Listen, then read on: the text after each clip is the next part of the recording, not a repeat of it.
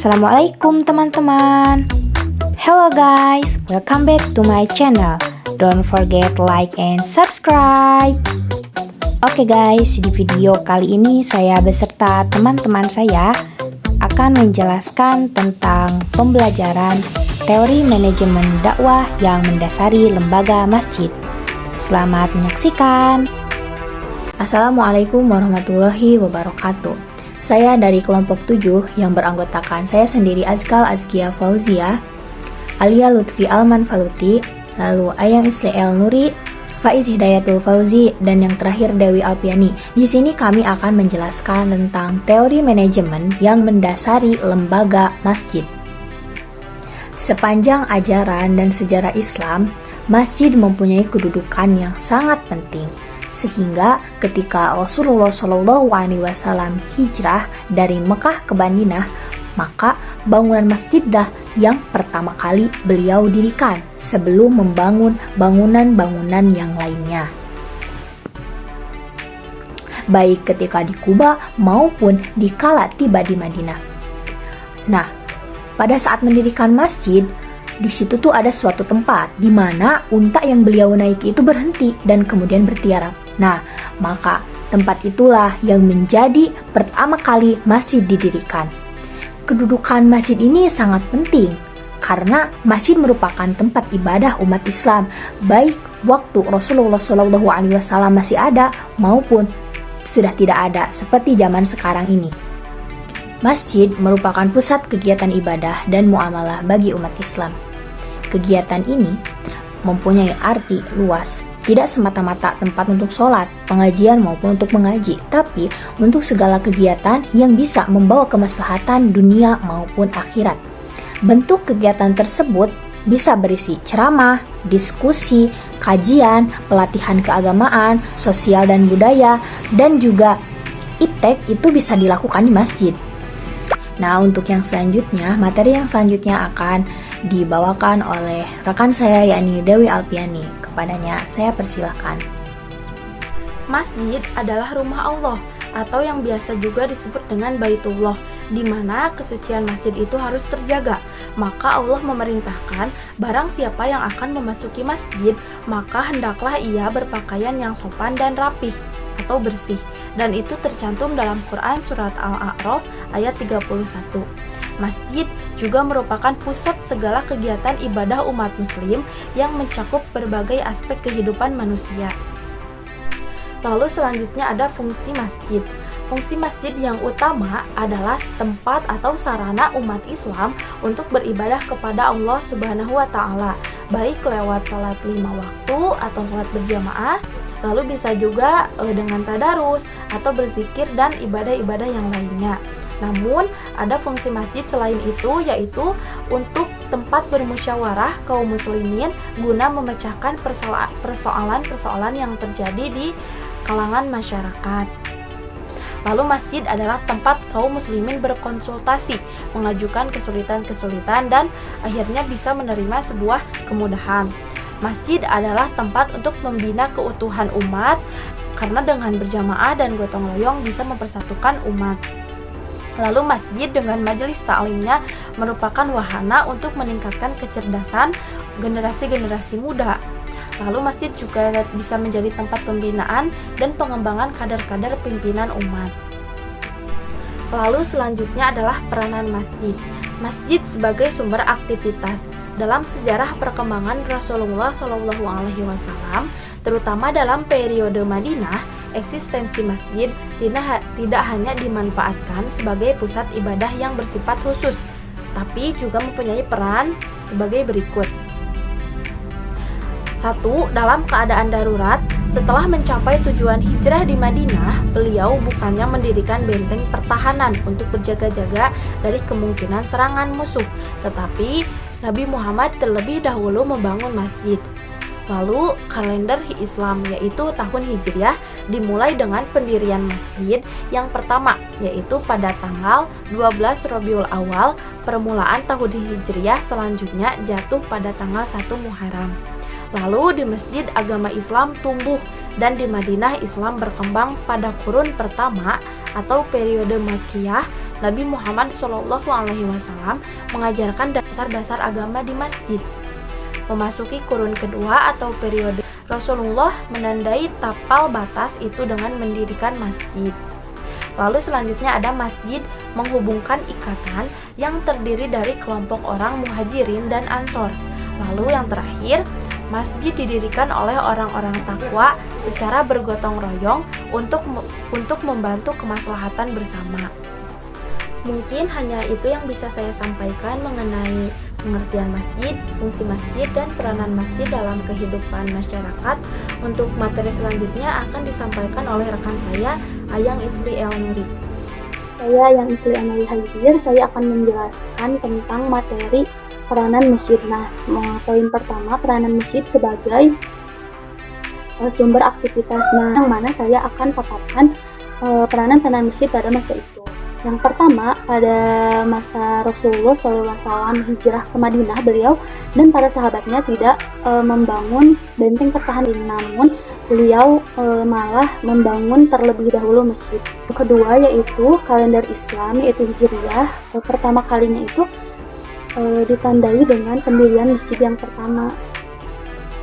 Poin ketiga yaitu pada periode Madaniyah, Rasulullah SAW membangun masjid-masjid. Selanjutnya yaitu masjid menjadikan kaum muhajirin dan ansar itu menjadi sebuah ikatan karena berlandaskan keimanan kepada Allah Subhanahu wa Ta'ala. Yang terakhir yaitu masjid didirikan oleh sesama umat Islam dengan gotong royong. Jadi kita mengetahui dan sudah lumrah bahwa masjid itu dibangun dengan gotong royong. Banyak sekali yang berkontribusi di sana.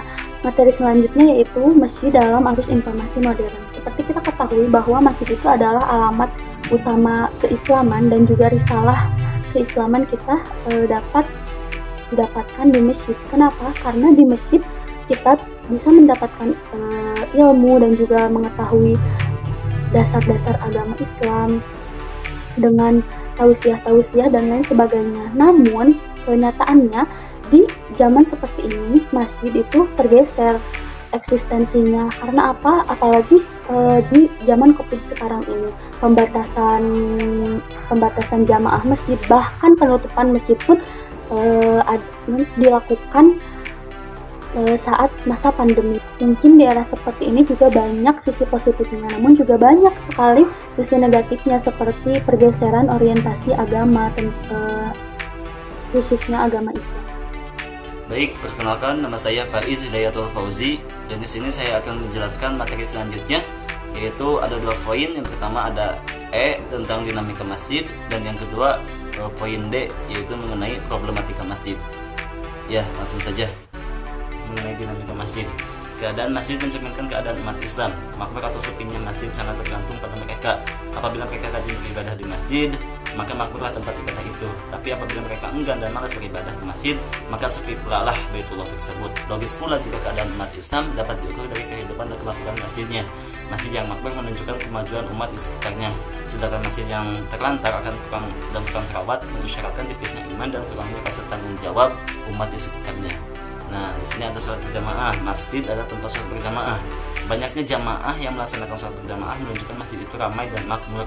Nah, jadi itu selain sholat berjamaah, di masjid juga terdapat suara ayat-ayat suci Al-Quran. Hanya di masjid dah yang paling banyak terdengar suara ayat-ayat suci Al-Quran dibaca. Bukan cuma ketika imam memimpin sholat berjamaah, melainkan juga pada waktu khatib berkhutbah, pengajian, majlis taklim, dan terus Al-Quran yang dilaksanakan di masjid. Alunan suara ayat suci Al-Quran ini menciptakan suasana yang syahdu dan nyaman. Nah, suara ayat suci Al-Quran yang senantiasa terdengar di masjid merupakan salah satu ciri dinamika masjid. Selanjutnya yaitu mengenai problematika masjid. Di sini permasalahan yang ada di masjid, yaitu masjid tidak luput dari problematika baik menyangkut pengurus kegiatan maupun yang berkenaan dengan jemaah. Jika saja rupa-rupa problematika ini dibiarkan berlarut-larut, kemajuan dan kemakmuran masjid bisa terhambat. Nah, di sini ada beberapa poin, yaitu mengenai problematika masjid. Yang poin pertama, poin A, pengurus tertutup. Selanjutnya poin B yaitu jamaah pasif. Yang C yaitu berpihak pada satu golongan atau paham. Nah, pengurus masjid yang dalam melaksanakan tugas pembangunan atau kegiatan pelaksanaan ibadah memihak satu golongan atau satu paham akan mengakibatkan jamaah itu pasif. Selanjutnya poin D, kegiatan kurang. Selanjutnya selain itu juga ada poin E, yaitu yang terakhir, tempat wudhu kotor. Kurangnya pemeliharaan mengakibatkan masjid kotor dan rusak.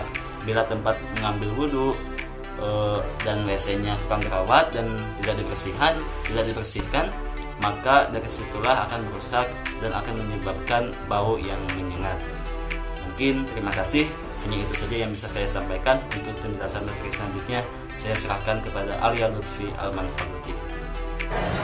Poin E, tempat wudhu kotor. Kurangnya pemeliharaan mengakibatkan masjid kotor dan rusak. Bila tempat mengambil air wudhu dan WC-nya kurang dirawat dan dibersihkan, dari situ merusak bau dan yang menyengat. Banyak masjid yang mengabaikan kebersihan kedua tempat rawan itu. G. Mengatasi problematika masjid. Setiap problematika masjid yang muncul perlu diatasi sesuai dengan keadaan dan kemampuan pengurus dan jamaah masjid.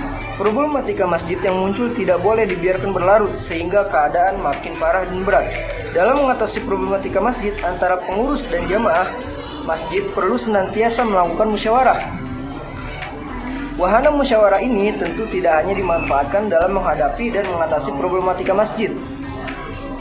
Wahana musyawarah ini tentu mengatasi problematika masjid, tetapi juga diperlukan dalam hal yang menyangkut kegiatan-kegiatan masjid. Berbagai kegiatan masjid akan berjalan dengan baik dan lancar apabila dimusyawarahkan dan dilaksanakan secara bersama-sama. Menerapkan keterbukaan dalam mengelola masjid sama pentingnya dengan musyawarah. Keterbukaan bukan saja akan membunuh kepercayaan jamaah terhadap pengurus, melainkan juga akan mendorong terlaksanakan kegiatan dengan baik dan hubungan kerjasama yang elok antara pengurus dan juga masyarakat dan juga jamaah, baik dalam melaksanakan berbagai kegiatan maupun dalam mengatasi berbagai problematika masjid. Oleh karena itu, pengurus masjid harus bersifat terbuka dan memiliki keterbukaan. Jamaah pun akan merasa ikhlas menyumbangkan pemikiran, senang turut melaksanakan berbagai kegiatan dan terlibat dalam mengatasi problematika masjid. Dalam kasus masjid mengalami kerusakan berat misalnya, tak banyak yang dapat dikerjakan tanpa adanya bantuan dan peran serta jamaah. Kerjasama juga dapat meringankan pengurus dalam melaksanakan berbagai kegiatan masjid. Pengurus dan jamaah yang memiliki rasa tanggung jawab yang besar serta menyadari tanggung jawab mereka sebagai muslim yang diperintahkan oleh Allah Subhanahu wa taala agar memakmumarkan masjid, tentu tidak tinggal diam ketika masjid dililit masalah. Jadi di sini kesimpulannya adalah masjid merupakan sarana untuk pemahaman serta pendalaman berbagai aspek keislaman tersebut. Jika ditinjau dengan lebih kritis, terlihat peranan masjid mulai tergeser dari kedudukan semula, yakni masjid sebagai tiang utama agama Islam. Baik, terima kasih atas segala perhatiannya. Mungkin dicukupkan saja materi yang dapat kelompok kami sampaikan. Semoga dapat bermanfaat dan menjadi keberkahan bagi yang menyampaikan maupun yang mendengarkan. Terima kasih atas segala perhatiannya. Wassalamualaikum warahmatullahi wabarakatuh. Thanks for watching. Don't forget to like and subscribe.